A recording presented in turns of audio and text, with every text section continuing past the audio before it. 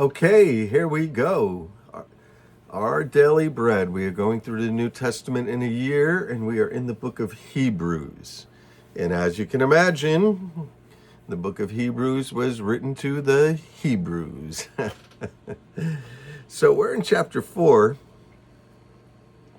and it's going to talk about Jesus is better. Chapter after chapter after chapter, you find that Jesus is better. Better than what?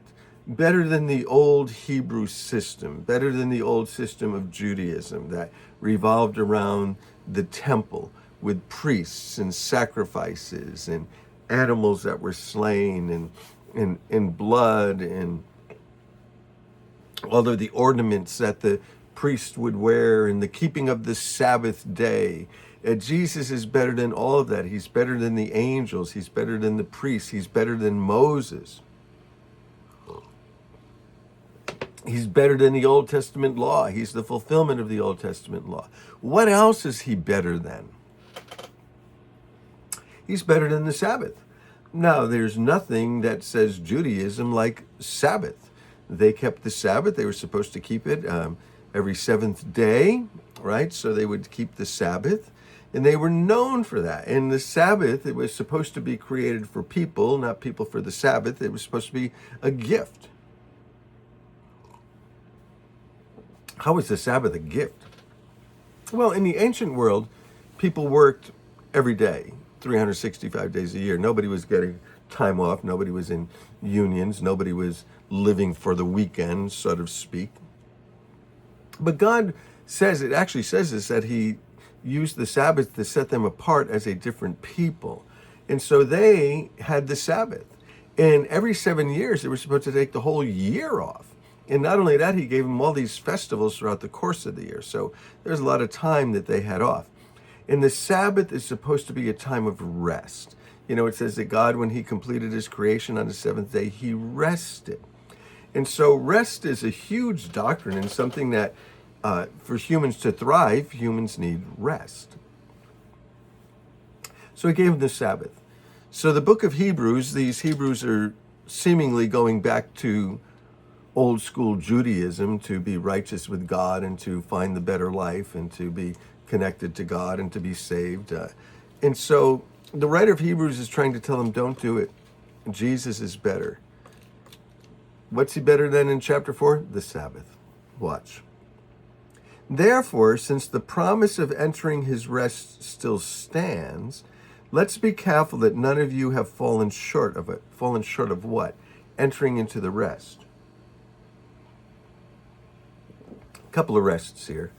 One of them is that they were always striving to keep the law in order to be righteous, in order to be holy, keep all of the law. And then, of course, the regular physical Sabbath. So make sure that you haven't fallen short. For we also have the good news proclaimed to us just as they did, being for these Hebrews, our fathers, who came out of Egypt. But the message they heard was of no value to them because they didn't share the faith of those who obeyed. Now, we who have believed in Jesus have entered the rest. Just as God has said, so I declared on oath in my anger, they shall not enter my rest. People who aren't going to. And yet his works have been finished since the creation of the world. Right, he finished the world and then he rested. Those works have been completed. Rest. The end.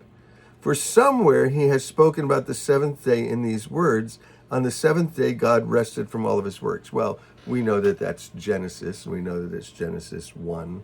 Where it talks about that, Genesis 1 and 2, the creation, and then gives some more detail about the creation. So that's where you can find it. The writer of Hebrews didn't have the benefit of naming books and chapters and verses. So he says, someplace it says that.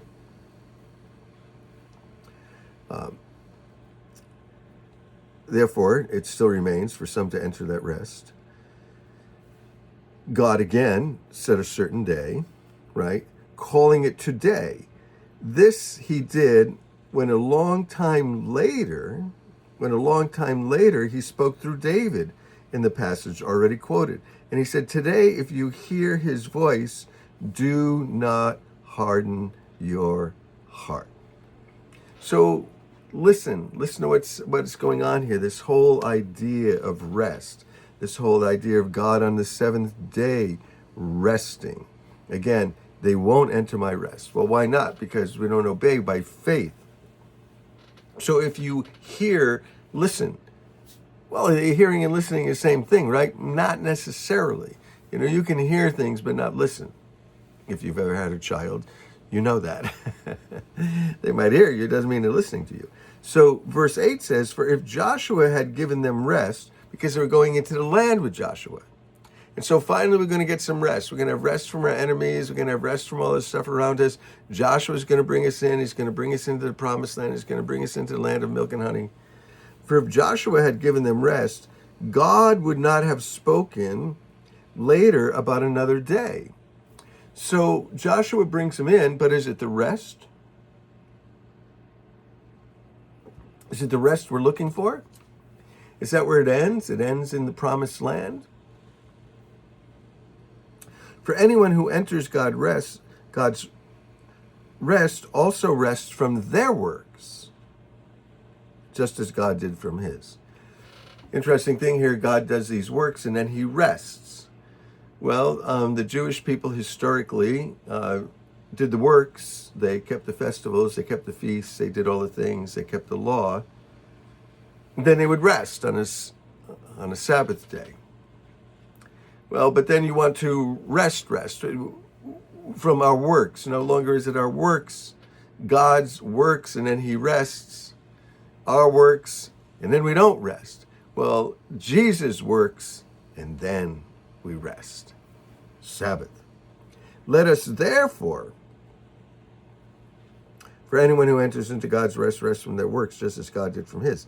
Let us therefore make every effort to enter into that rest, so that no one will perish following their example of disobedience.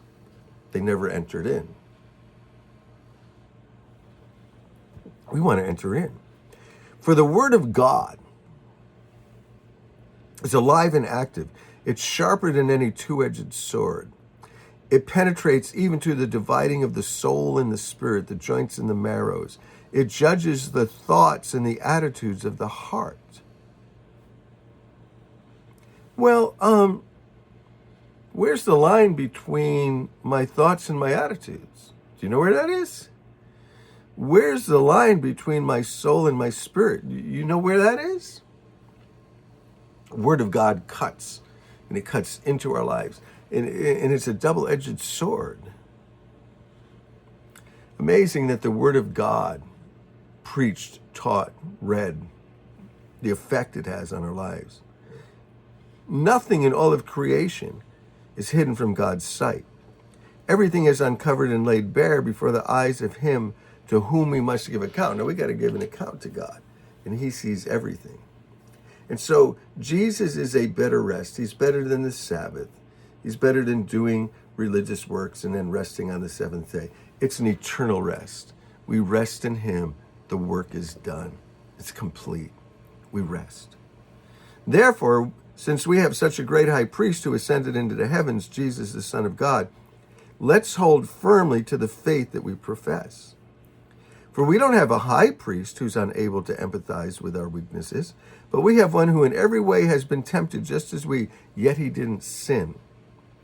Let's approach God's throne of grace with confidence so that we may receive mercy and find grace to help us in our time of need. So you have a time of need, you have a time of temptation. Jesus, look at this. We don't have a high priest who's unable to empathize with our weaknesses, but who in every way has been tempted in every way. The things you've been tempted with, he was tempted with, and he overcame. And so we can find rest and grace in him. Let's find rest in him. God bless you guys. Love you. Find rest. God bless you. Love you.